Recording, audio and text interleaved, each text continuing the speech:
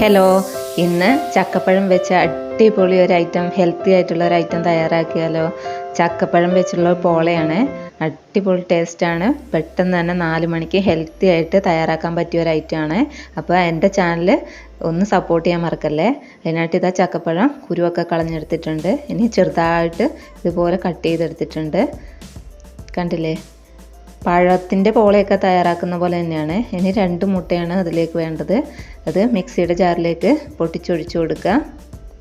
അങ്ങനെ 2 മുട്ട മിക്സിയുടെ ജാറിലേക്ക് പൊട്ടിച്ചൊഴിച്ച് കൊടുത്തതിന് ശേഷം അതിലേക്ക് മധുരത്തിന് ആവശ്യമായിട്ടുള്ള പഞ്ചസാര കൂടെ ചേർത്ത് കൊടുക്കുക. 5 ടേബിൾ സ്പൂണ് പഞ്ചസാരയാണ് ഞാൻ ചേർത്ത് കൊടുക്കുന്നത്. അതിലേക്ക് അല്പം ഏലക്കാരി കൂടെ ചേർത്ത് കൊടുക്കുക. പിന്നെ 2 സ്പൂണ് മൈദ കൂടെ ചേർത്ത് കൊടുക്കുന്നുണ്ട്. പിന്നെ 1/4 കപ്പ് പാൽ കൂടെ ചേർത്ത് കൊടുക്കുക. അങ്ങനെ ഇതാ നല്ലപോലെ അരച്ചെടുത്തിട്ടുണ്ട്. ഇനി അതൊരു ബൗളിലേക്ക് മാറ്റി കൊടുക്കുക. ഇനി ഒരു പാനിലേക്ക് അല്പം നെയ്യ് കൂടെ ചേർത്ത് കൊടുക്കുന്നുണ്ട്. നെയ്യ് നന്നായി ചൂടായി വരുന്ന സമയത്ത് നേരത്തെ ചെറുതായിട്ട് അരിഞ്ഞു വെച്ച ചക്കപ്പഴം കൂടെ അതിലേക്ക് ചേർത്ത് കൊടുക്കുന്നുണ്ട്. നന്നായിട്ട് വഴറ്റിയെടുക്കുക. തീ കുറച്ച് വെച്ചിട്ട് വേണം വഴറ്റിയെടുക്കാൻ, അല്ലെങ്കിൽ ഇങ്ങനെ കറുത്ത് അടിയിൽ ഇങ്ങനെ ഒട്ടി ഒട്ടി പിടിക്കും. അങ്ങനെ ഇതാ ചക്കപ്പഴമൊക്കെ നല്ല പോലെ വഴറ്റിയെടുത്തിട്ടുണ്ട്. ഈ ഒരു കളറിൽ വേണം എടുക്കാൻ. ഇനി നേരത്തെ തയ്യാറാക്കി വെച്ച ആ ബാറ്ററിലേക്ക് ചക്കപ്പഴം കൂടെ ചേർത്ത് നന്നായിട്ട് മിക്സ് ചെയ്തെടുക്കാം.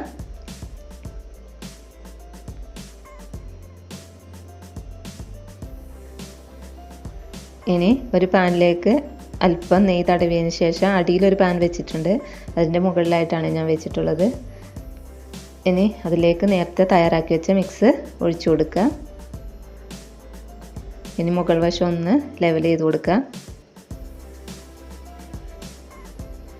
പോള ഉണ്ടാക്കുന്ന പാത്രത്തിൽ ഒഴിക്കുകയാണെങ്കിൽ നല്ല ഷേപ്പിൽ കിട്ടും. ഞാനിപ്പോൾ ഇങ്ങനെ ഒരു പാത്രത്തിലാണ് തയ്യാറാക്കുന്നത്. ഇനി അതിൻ്റെ മുകളിലേക്ക് നട്ട്സോ എന്തെങ്കിലും ഉണ്ടെങ്കിൽ അതൊക്കെ ചേർത്ത് ഡെക്കറേറ്റ് ചെയ്തെടുക്കുക. ഞാനിപ്പോൾ മുന്തിരിങ്ങയാണ് ചേർത്ത് കൊടുക്കുന്നത്. ഇനി അടച്ച് വെച്ച് വേവിക്കാം. 10 മിനിറ്റൊക്കെ ആയപ്പം തുറന്ന് നോക്കിയപ്പം വെന്ത് വന്നിട്ടുണ്ട്. ഇനി മറ്റൊരു പാനിലേക്ക് അല്പം നെയ്യ് ഒന്ന് ബ്രഷ് ചെയ്ത് കൊടുക്കുക. ഇനി അതിൻ്റെ മറുവശവും കൂടി ഒന്ന് ഒരു കളർ മാറ്റിയെടുക്കാൻ വേണ്ടിയാണ്. അങ്ങനെ ഇതാ തിരിച്ചിട്ട് കൊടുത്തിട്ടുണ്ട്. അങ്ങനെ മറുവശവും വേവിച്ചെടുത്തിട്ടുണ്ട്. ഇനി കട്ട് ചെയ്ത് മറ്റൊരു പാത്രത്തിലേക്ക് മാറ്റി കട്ട് ചെയ്തെടുക്കാം. കണ്ടില്ലേ, അടിപൊളിയായി വന്നിട്ടുണ്ട്.